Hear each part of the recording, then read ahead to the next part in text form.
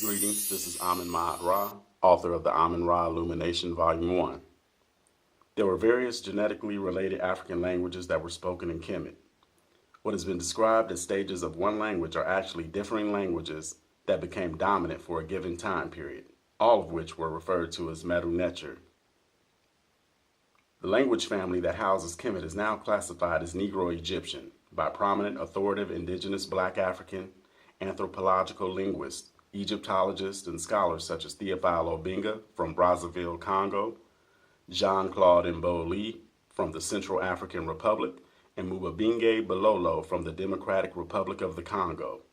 The more well-known technical term currently being used for the Negro-Egyptian language family classification is Afro-Asiatic. The Afrocentric expert linguistics following Cheikh Anta Diop, Théophile Obenga, and Jean-Claude Mboli strongly reject the Afro-Asiatic hypothesis as a valid explanation to describe the alleged relationship between certain Black African languages. Based strictly on scientific criteria, it has been determined that the so-called Afro-Asiatic label is not a genetic language classification. The Afro-Asiatic language family was constructed based on European linguistic typology, which is a limited surface field of linguistics that studies and classifies languages according to their structural and functional features. Its aim is to describe and explain the common properties and the structural diversity of the world's languages. It includes three subdisciplines: qualitative typology, which deals with the issue of comparing languages and within language variances; quantitative typology, which deals with the distribution of structural patterns in the world's languages; and theoretical typology, which explains these distributions. Afro-Asiatic is not a genetic grouping. It is based solely on typology, which does not determine or establish genetic relationships between languages that are being compared. This fact has also been acknowledged by famous Italian linguist and Egyptologist Antonio Lupriano in 1986. Théophile Obenga already made this known in 1974 at a major symposium known as the Cairo Symposium. But in print, this fact was established in 1992 and in 1993. Because Afro-Asiatic is not a genetic grouping, you cannot, based on scientific criteria, make any claims of genetic features or relatedness because the phylum does not exist. This is just a convenient label to describe interacting families in a given geographical area. This is also how Khoisan became a language phylum or family.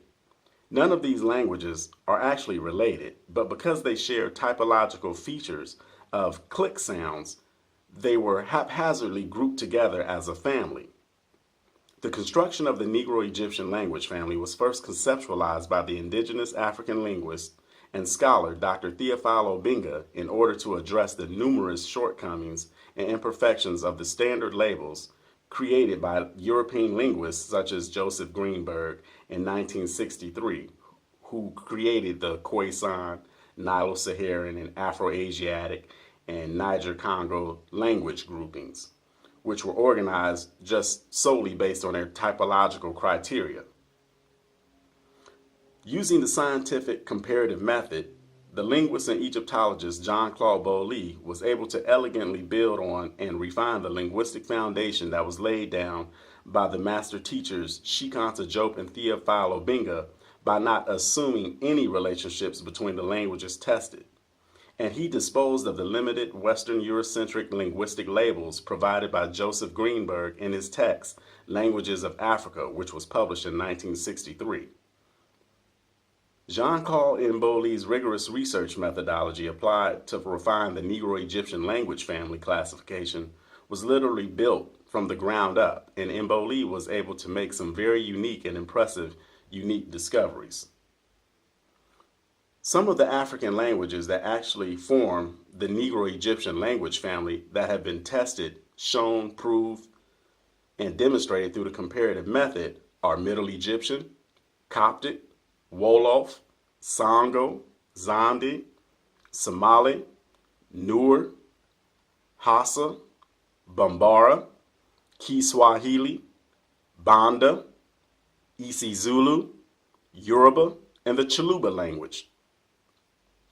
Absolutely none of the Western and European so-called language families or phylums that were created for housing Black African languages were actually verified by the historical comparative method, which is the scientific standard for properly reconstructing all language families. Humanity, science, math, technology, writing, medicine, art, philosophy, and agriculture all began in Black Africa, not in Europe, Sumer, Asia, or the early Americas. The first anatomically modern human beings on Earth were genetically dominant Black Africans, so it is indeed very logical, fair, rational, scientifically sound, and justifiable to have an African-centered or Afrocentric state of mind and outlook when conducting any type of meaningful scientific, medical, or spiritual research. The term Negro Egyptian is a strong political stance on Black African presence. The term Negro Egyptian is scientifically applied to dispel and destroy the myth that falsely claimed that the Medu Neter writing script and the Reni Kemet spoken language of ancient Egypt was first created by Europeans, Asians, or the Sumerians. Take the time out of your day to support Afrocentric research and order your first copy of the Maat-Ra Illumination.